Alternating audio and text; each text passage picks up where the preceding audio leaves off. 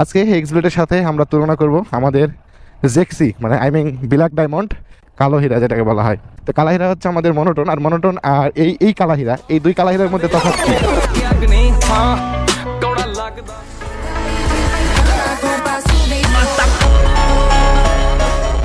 আজকে এক্সব্লেডের সাথে আমরা তুলনা করব আমাদের জেক্সি মানে ব্ল্যাক ডায়মন্ড। ব্ল্যাক ডায়মন্ড কোনটা চিনতে পারছেন আপনারা?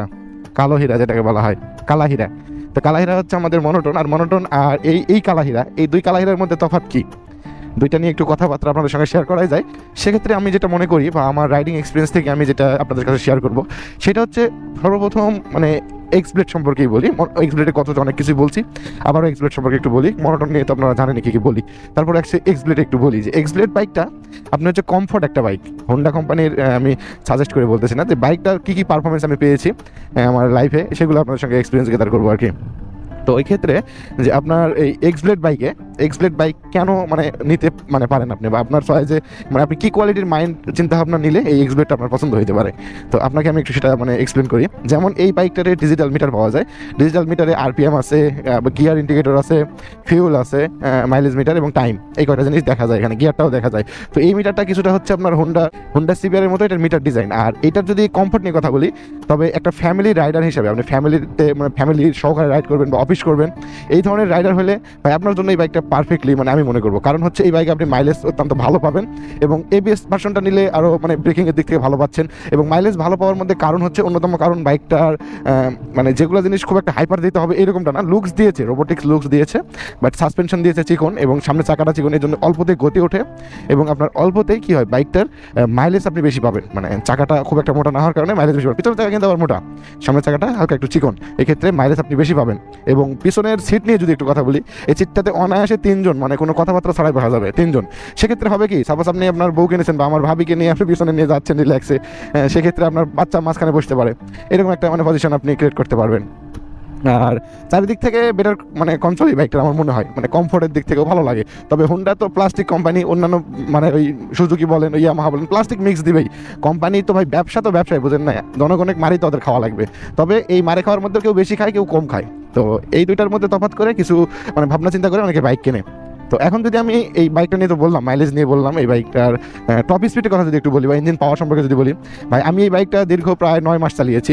9 মাস চালানোর সময় আমি যখন এই বাইকটা চালাইছি, ওই মনোটন বলেন, তারপর আপনার ওই ছেলেবেলে আরও রাইড করতে, ওরা ধরে টানতো না, তবে আমি ভালো টান পেয়েছি এই বাইকটাতে। এই বাইকের মিটার একটা প্রবলেম আছে, মিটারটা হচ্ছে ইরোর খায় মাঝে মধ্যে, দেখেছেন 17, অথচ এখানে মনে করেন কত 3 পয়েন্ট কমাই দেন, 17 3 বাদলে 14 কিলোমিটার বেগে আমি যাচ্ছি, মানে 3 পয়েন্ট বেশি থাকে মিটারে, মানে এক্সব্লেডের মিটার ইরোরের এই বিষয়টা আমি লক্ষ্য করেছি, মানে 3 পয়েন্ট বেশি থাকে। তারপরেও আমি এই বাইকে 3 গিয়ারে 113 114 উঠাই দিয়েছি। চাইলে আরও উঠানো সম্ভব ছিল, বাট 114 এরকম উঠাই দিয়েছি। তো যখন এই বাইকটা আমি উঠাই দিই, তখন ওখান থেকে যদি 114 হয়, তাহলে আচ্ছা 14-র মধ্যে 4 বাদ দেন, আচ্ছা 5ই বাদ দেন, নেন, তাহলে কত থাকতেছে? 9 থাকতেছে। 3 গিয়ারে 109 এই বাইকে স্পিড তোলা যায় 3 গিয়ারে, আর তো 2টা গিয়ার বাকি রইল। সো এটা দ্বারা এটাই বোঝানো যায়। তবে আমি টপ স্পিড 125 পর্যন্ত পাইছিলাম, কারণ আমার ওজন বেশি, তো আপনারা অবশ্যই 35-30 এরকম পাবেন। তবে এটার আপনি ওই মানে ফ্যামিলি রাইডের জন্য ভালো, আপনি স্ট্যান্ডার্ডভাবে চালাবেন সেক্ষেত্রে ভালো, আমি যতদূর মনে করি।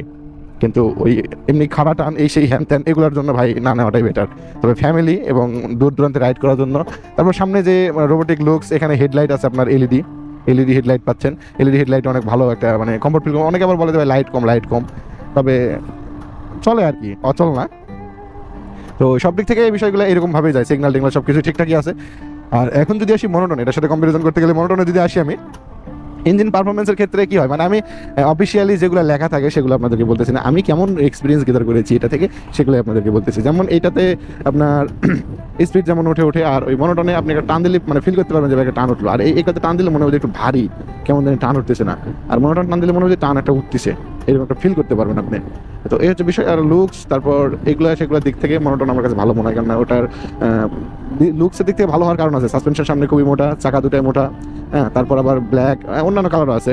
আবার এলইডি হেডলাইট যদিও বানা, ওটার সাথে তুলনা করাটা কেমন হচ্ছে জানি, এটা আপগ্রেডেবল, ওটা একটু ওল্ড, সেক্ষেত্রে আমি কথাগুলো বলতেছি। তারপরে মানে আমি যেহেতু রাইড করেছি সেক্ষেত্রে আপনাদের সঙ্গে একটু খোলামেলা কথাবার্তা বলতেছি, এই আর কি।